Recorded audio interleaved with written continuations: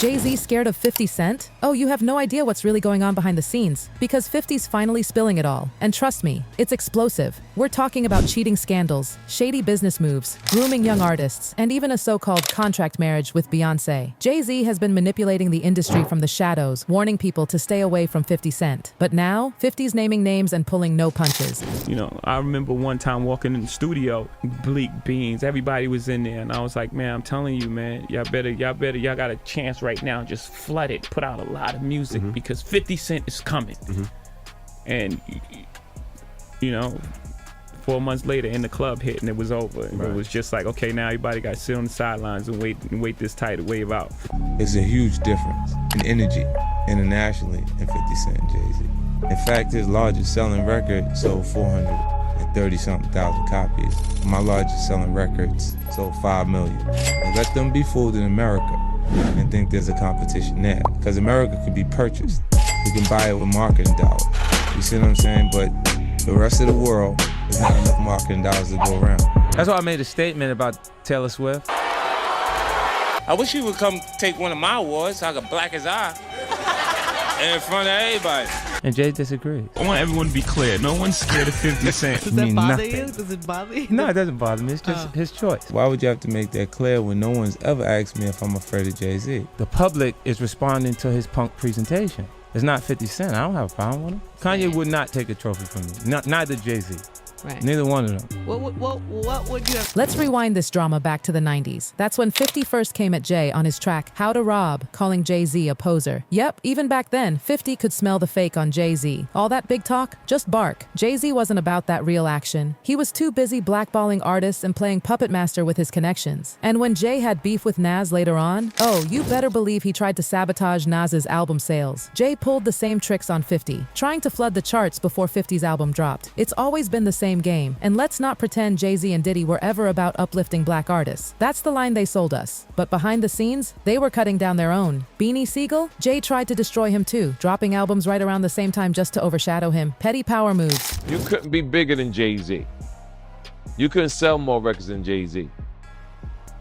But all you had to do was listen to Beanie Siegel, and Beanie Siegel was, oh my God. Oh my God. Yeah, he said that. That was the first of me actually hearing it. Like, oh shit. Like, I used to have questions like why every time my album dropped, Jay would drop right on top. He wouldn't let me breathe or right before me. Like, I was always close, and we always thought like, damn, if a kid, back then it was physical copies. So if you had $20, $20 that you saved up and you was gonna buy an album, and it's under the same house, Rockefeller, between Jay and Beanie Siegel, 9 times out of 10 you won't buy the Jay-Z album. I never understood that every single album that I dropped, Jay dropped right on top. And it was like, damn, like to have in-house competition at that magnitude was crazy. Jay already the boss, but I always thought that, like, let me breathe. But to maliciously plot to hold me back, I don't know, man. I don't believe that. I don't want to believe that. I mean, but like I said, And you know that epic Super Bowl halftime performance? Guess who didn't want 50 to be a part of it? Jay-Z. Yup, 50 was almost cut out completely. It took Eminem, who's always been solid, to step up and say, nah, 50's in. Otherwise, Jay would have blacklisted him right out of the biggest stage in music. The big homie Jay-Z, right? I said to my nephew, I said, yo, listen, I have to ask him this straight up. So I said, yo, who is the people that's on in the NFL? And he said to me, and I'm sorry for anybody who don't understand, and he said, the white guy called for 50 Cent. So I said, who's the white guy? I'm digging this Jimmy Iovine. And He said, no. Eminem called directly for 50. And he said, that's his guy. He said, I can't do it if I can't break 50 up. But that's his guy. That was beautiful. And guess who's Dre's guy? Your guy. Me. Let's make him live. Despite his success, 50 has always been there to help the people around him. Tony Yayo said that 50 is a legend when it comes to rap, but the way that he's still approachable to other Black artists is commendable. Jay-Z, on the other hand, kinda acts like he's too big for everybody now. Jay-Z's on a whole nother level. Like, I mean, you know, he's like, but you know what I like about 50? 50's on a whole nother level, but he's still approachable. You still get to meet the people and you know, Jay gotta remember the people that made him. You know, I'm not saying I don't got respect. I respect Jay-Z, 50, used to respect, you know, Diddy, but all that crazy going on. But, you know, I always respected him because I looked at, for New York, those were like the, you know, the guys. You know what I'm saying? The guys with the most money and the most influence. So with Jay is like, when the last time you haven't seen Jay, so I think people are just gonna say that. You know what I'm saying? But for me, I mean, Jay, you know, you gotta remember, he didn't want 50 at the Super Bowl. That was crazy. Come on. Wait, Jay didn't want 50 at the Super You didn't Bowl? know that? Yeah, he didn't want. Well, I remember Eminem pushed for it. That was some hated. Yeah, I remember pushed for it, Eminem yeah. was like, I'm not going to do it unless 50 does it. I heard that. Yeah, but I didn't know that Jay was trying to stop it. I don't think Jay. I don't know. 50 never told me that, but I don't think Jay wanted him there. I don't know. Because of what? Some of the. I mean, the back you and know, forth, it's competition. You got to think. 50 always been competition for Jay. Remember, I'm about $1. What the 50 Cent? That was a long time ago. That was what 9. What was yeah, that? But 9. But after that, they did a song together. Remember yeah, the whole, of course, but the whole 50 was sneaker 50 thing? was always competition for. Then remember Jay said, "Yo, 50's coming." He told Siegel and them, and Memphis Bleak and all them. Yeah. And come on, 50's like he's on a whole nother level. You got to remember he came after. He came after Jay and Rockefeller. G Unit came, and people might G Unit, but with Eminem, Dr. Dre, 50 Cent, nobody has outsold us, bro. Yeah. Nobody has had the effect that we had. 2020, y'all. Yeah. And it's different than when it was 2016. You know, the game has been elevated. As we can tell, there's no expense being spared. We had a Black billionaires lunch. Yeah. You understand? Right. And we here together, and we're gonna keep staying together. We getting tighter. You know what I'm saying? And united we stand. And ain't nothing else to us. Black excellence. Right. The new lawsuit coming with Jay, the part with Jay. I go, oh shoot, like to us. Black excellence. Right. that had to be there. We getting tighter. You know what I'm saying? And united we stand. And ain't nothing else. Black excellence, they're sitting there like, yeah. It's the billionaire brunch. You're like, I hate you, man. unaware of anything going on here. This is the one time I'm gonna be with you is this year. Yeah. Come on, bro. Here's the kicker. 50 Cent has always kept it real. Despite all his success, he's been lifting up the people around him. Tony Yayo even said 50's a legend not just in rap, but in how he supports other Black artists. Now compare that to Jay-Z, who walks around like he's too good to talk to anyone. The difference? 50's loyalty is earned. Jay's respect, it's bought and sold. Look, when Jay signed his contract, the big one was with Beyonce. Mm-hmm. When he signed that contract, the marriage contract, he got trophies. Now those trophies, trophies came rolling in, buddy. He started getting Grammys left and right, man. I mean, look, listen, if you look at his career, wow. This guy. Oh, wow. You're gonna let him say that? Jay was getting Grammys. He had one. Exactly. He had And one. he didn't show up. He has like 20 now. Oh, Lord. He had like 18 since he's been down. Look, he had one, bro. Hard Knock Life. You're not wrong. He was one. At the same time. After that, he got them shits. He started drinking. His pictures were thinks the cup. Wait a minute. So you're saying the success is derived from the marriage? I've absolutely been treated differently. The accolades. Because he's no longer viewed as what, like a street or gangster rapper. Now he's viewed as a businessman, entrepreneur, family man. And the biggest ones because of the position Beyonce's. Oh, wow. Career. You can look at that and say the association to Beyonce is when he started to receive the 16 17 Grammys since he's been with Beyonce. Right? And you go, prior to that, 1. Right. You see what I'm saying? So that came in association. Like you see, the kids even have Grammys. Like they don't sing yet. They don't sing. Right. They don't rap yet, and they already have Grammys and shit. So it's like they give them this trophy so we secure that they're coming to the award show. It meant that much to the culture that they just gave them. Why are you so on top of the business side of Jay-Z? You know what I'm saying? Some people like to just be an artist. Yeah, I was actually forced to be an artist and a businessman because when I tried to get a deal, I couldn't get a deal, so I had to create Rockefeller Records. We actually created Rockefeller Records from nothing.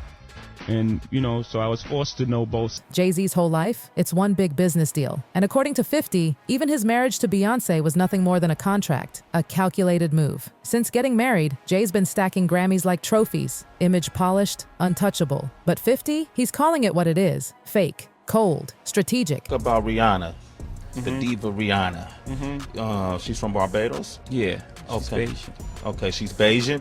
How did you come in contact with her? I mean, did you fly over there? No, Jay Brown had actually bought me the song. She had a song right now, and it's I wouldn't say massive because of her roots, but she has this outrageous song called Upon the Replay.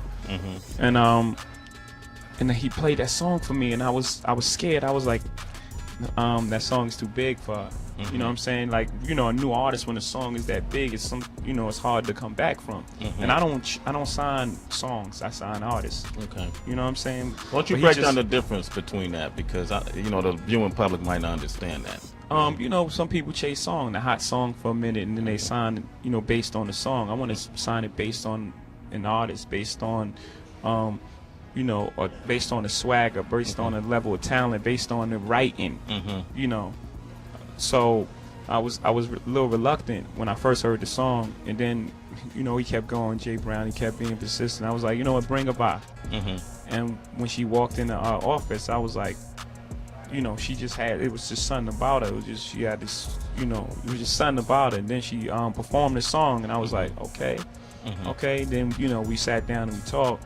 And they were talking about how she would stay in the studio and try to get the verse over and then come back the next day. I was like, oh, work ethic, everything is there. So we signed it that night. We didn't let her leave the office. Really? The 3 a.m. was when that contract got signed. So from the meeting around 3, 4 in the afternoon, we signed it by 3 a.m. Wow. That day I was. But Jaguar has been warning us about Jay-Z. Jay-Z has now had an official lawsuit. It's everywhere. It's now being talked about louder than ever. I guess, does that give you some peace to know that people are finally really questioning this man? It's emboldening me. I spoke on Piers Morgan. I said that I had 3 victims that I've been working with, victims of the Carters, that were ready to come forward.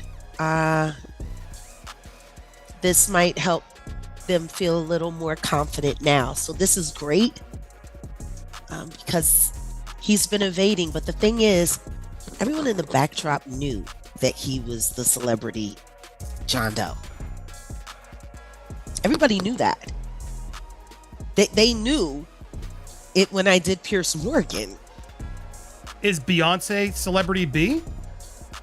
I hope to God not, but she was around. And she's very...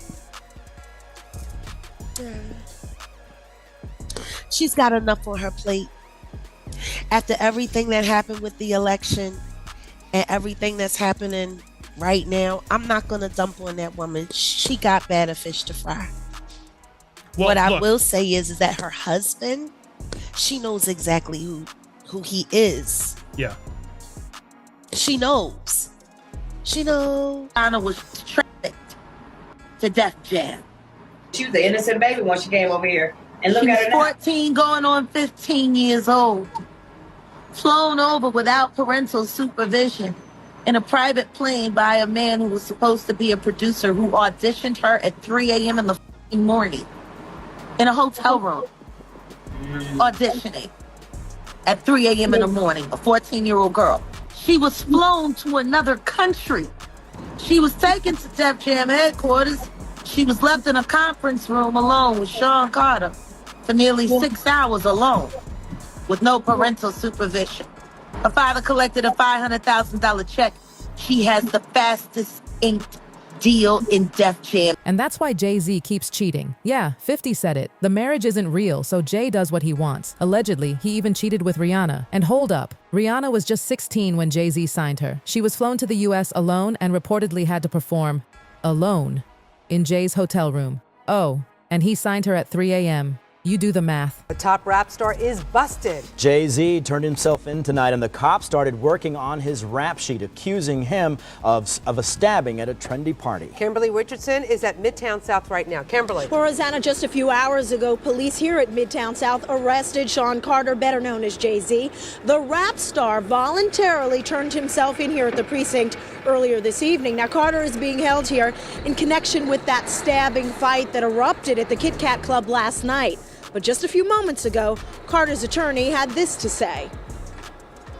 He's not involved in this, period. He was at the club?